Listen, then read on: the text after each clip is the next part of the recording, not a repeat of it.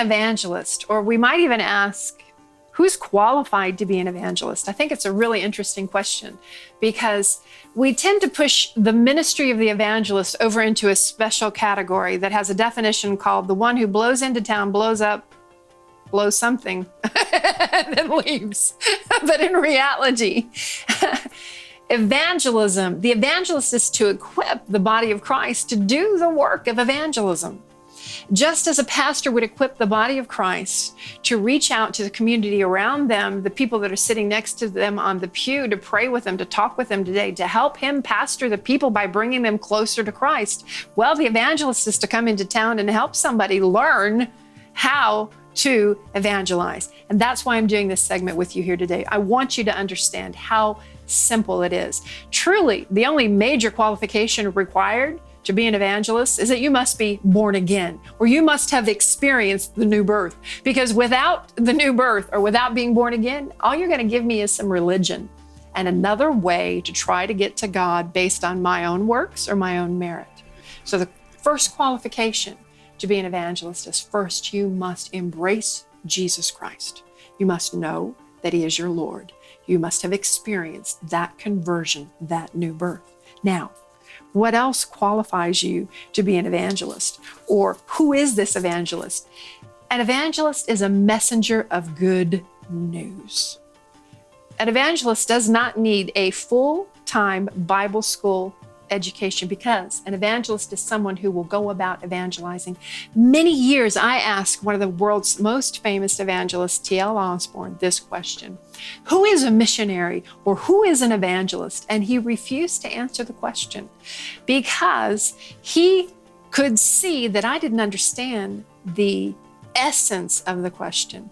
Finally, one day after I think it was several times or several years that I'd answered the question, he wrote down on a sheet of paper, a missionary or an evangelist is someone who is just simply willing to share the good news with someone else. And that's what you and I want to do. You see, we're often taught that to share the gospel or to be an evangelist, we have to have years of obedience and the knowledge of God. How many of you have a friend, they got turned on to the Lord and they got born again and they're coming to church and they're loud and they're crazy and they're bringing people and they're basically making a mess. And the first words they begin to hear are, settle down, be quiet, learn, understand, and then you'll be ready to be a voice, or, just take some time, chill out a little bit. Well, I'll tell you what, the chill out portion is the difficult portion, because the minute you chill out, you get cold as ice. And cold as ice, I don't know, touching holding an ice cube in your hand or sticking your hand on the fire, both of them can hurt you. So we want to be in the position that we are fully empowered with the passion and the love of God. Because the love of God is the life of God. It will not burn, it will heal, it will lift, and it will help people.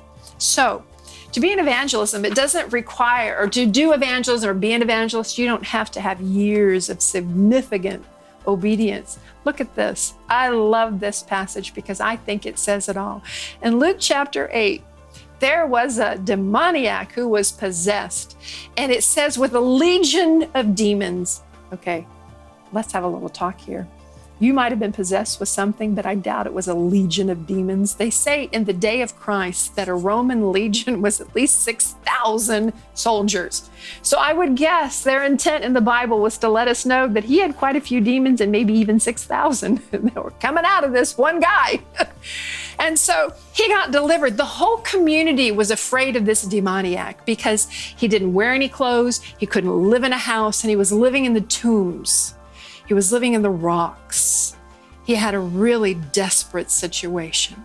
And when Jesus came on the scene, just like you and I can come on the scene for someone else, when Jesus came on the scene, he was completely set free.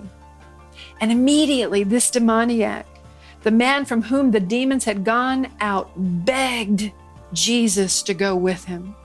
But Jesus sent him away, and he said this in Luke 8 and verse 39, return home and tell how much God has done for you. There you go. There we can lay down the qualification for you to be an evangelist today. Return home and you tell how much God has done for you, wherever your home is. Your home represents the place that you live, but it also represents the routines of your life, and it also represents even the place that you work. So go tell someone how much God has done for you. That's evangelism.